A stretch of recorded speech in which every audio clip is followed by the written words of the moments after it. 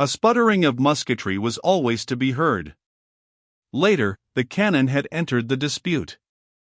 In the fog-filled air their voices made a thudding sound. The reverberations were continual. This part of the world led a strange, battleful existence. The youth's regiment was marched to relieve a command that had lain long in some damp trenches. The men took positions behind a curving line of rifle pits that had been turned up, like a large furrow, along the line of woods. Before them was a level stretch, peopled with short, deformed stumps. From the woods beyond came the dull popping of the skirmishers and pickets, firing in the fog. From the right came the noise of a terrific fracas. The men cuddled behind the small embankment and sat in easy attitudes awaiting their turn. Many had their backs to the firing.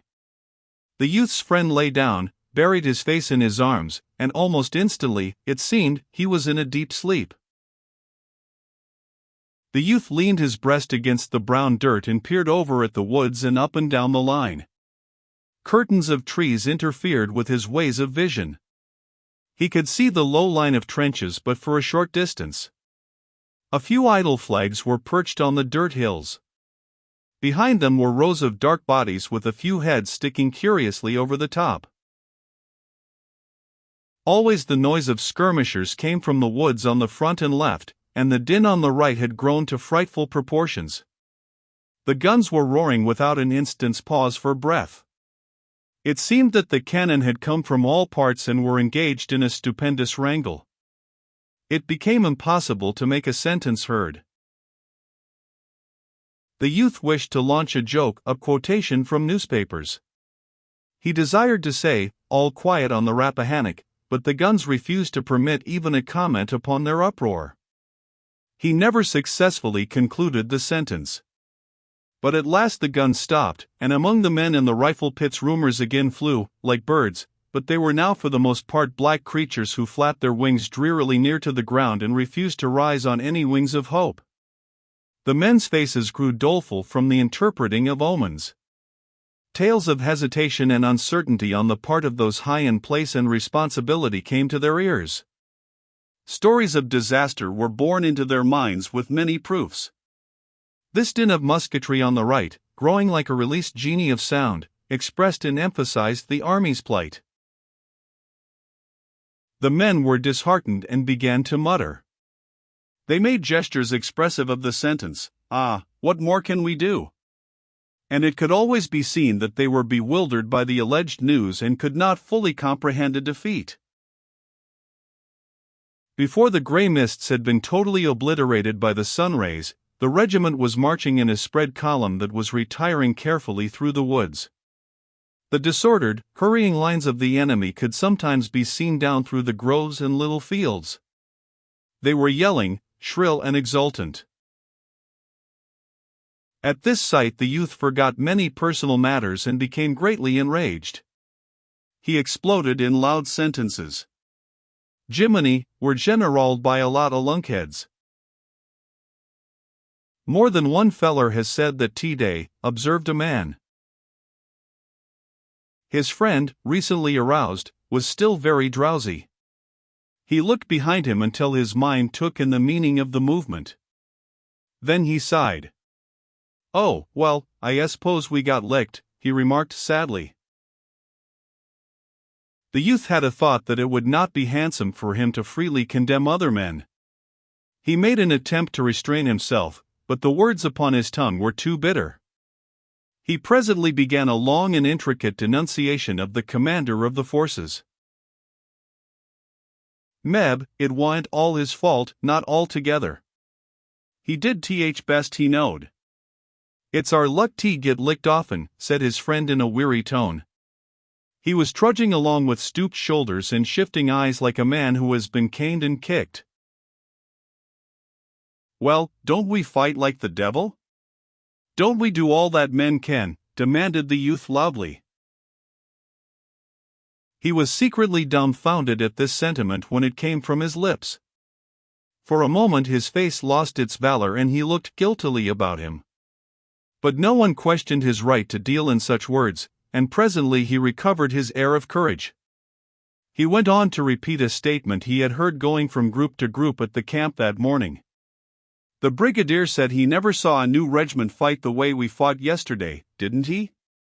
And we didn't do better than many another regiment, did we?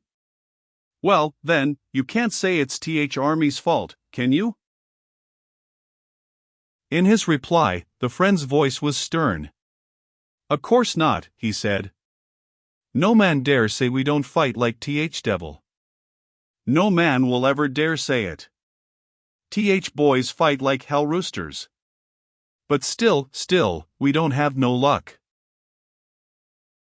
Well, then, if we fight like the devil and don't ever whip, it must be the general's fault, said the youth grandly and decisively.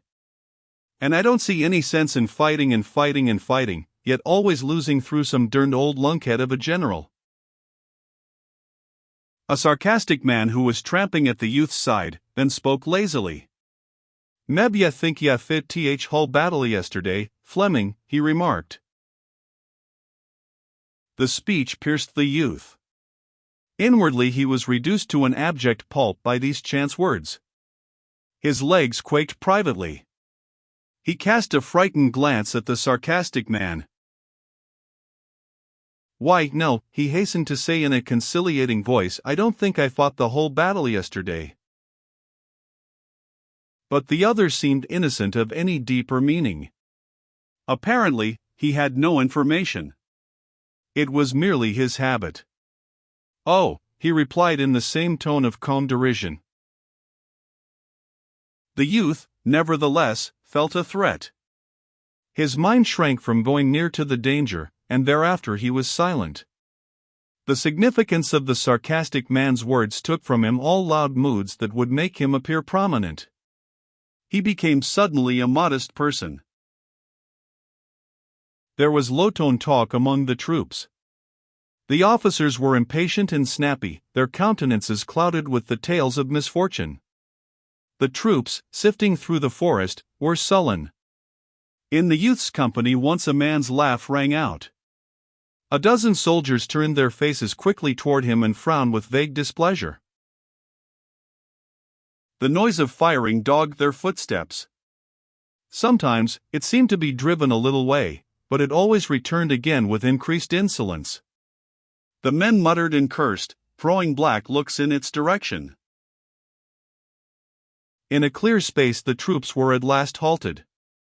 Regiments and brigades, broken and detached through their encounters with thickets, grew together again and lines were faced toward the pursuing bark of the enemy's infantry. This noise, following like the yelpings of eager, metallic hounds, increased to a loud and joyous burst, and then, as the sun went serenely up the sky, throwing illuminating rays into the gloomy thickets, it broke forth into prolonged pealings. The woods began to crackle as if afire. Whoop-a-da-dee, said a man, here we are. Everybody fightin'. Blood and destruction. I was willin' to bet they'd attack as soon as TH sun got fairly up, savagely asserted the lieutenant who commanded the youth's company. He jerked without mercy at his little mustache. He strode to and fro with dark dignity in the rear of his men, who were lying down behind whatever protection they had collected. A battery had trundled into position in the rear and was thoughtfully shelling the distance. The regiment, unmolested as yet, awaited the moment when the gray shadows of the woods before them should be slashed by the lines of flame. There was much growling and swearing. Good God, the youth grumbled, we're always being chased around like rats. It makes me sick. Nobody seems to know where we go or why we go.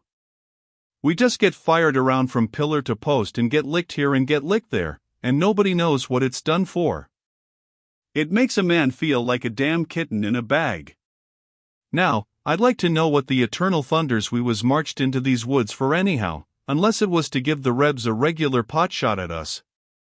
We came in here and got our legs all tangled up in these cussed briars, and then we begin to fight and the Rebs had an easy time of it.